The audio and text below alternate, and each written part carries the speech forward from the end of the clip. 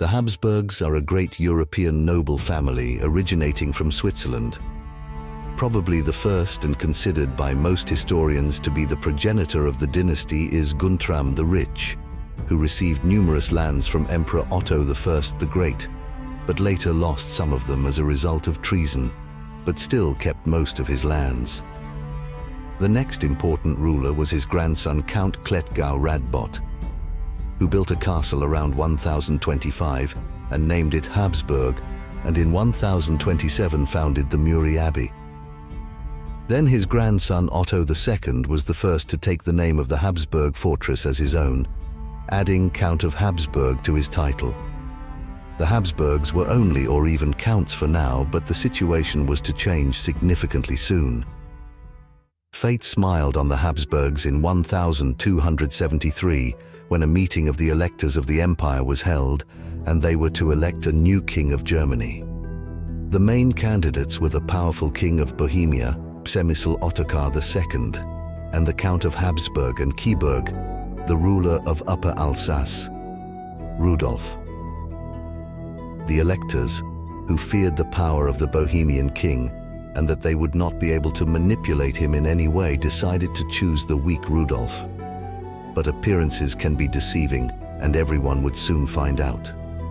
When Rudolph became king, the Habsburg family only grew stronger. In 1274, during the session of the Imperial Diet in Nuremberg, Rudolph I carried out the restitution of the rights, privileges and royal estates lost by the crown since the death of Emperor Frederick II Hohenstaufen.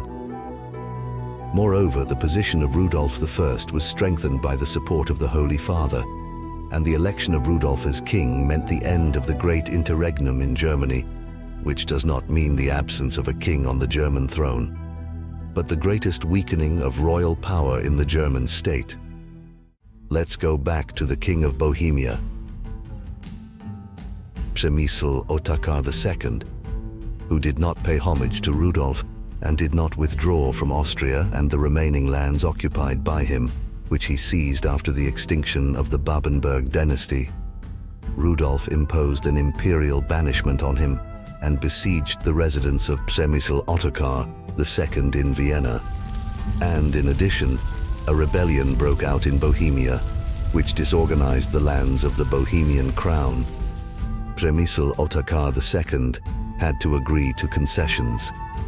In 1276, a treaty was signed under which the King of Bohemia renounced all claims to Austria and neighboring lands, and could only keep Bohemia and Moravia for himself. The son of the King of Bohemia, Wenceslas II, also became engaged to the daughter of Rudolph I, Judith. 2 years after these events, Przemysl Ottokar II tried for the last time to regain the lost lands by force. During the period of peace, he did not idle away and formed alliances with several Polish and German princes. In return, Rudolph I also found an ally and allied himself with Vladislav IV the Cuillin, King of Hungary. Finally, in 1278, the Battle of Dürnkrout took place, where Rudolph emerged victorious from this clash, and the King of Bohemia, Przemysl Ottokar II, died, which may have contributed to the extinction of the Przemyslid dynasty, from which he came in 1306. Then, in 1282, Rudolph granted the duchies taken over from the Babenberg dynasty to his sons in Augsburg. He gave Austria to the elder Albrecht and Styria to the younger Rudolph, but soon both Albrecht and Rudolph began to rule the duchy together. However, a year later, in 1283, under the Treaty of Rheinfelden, Albrecht became the sole Duke of Austria, and Rudolph II was to receive compensation from the family territories of the further Austrian Habsburgs. But this never happened, because Rudolph II died shortly afterwards, in 1290. Rudolph gave the remaining lands to other nobles, such as the Duchy of Carinthia, to Count Meinhard.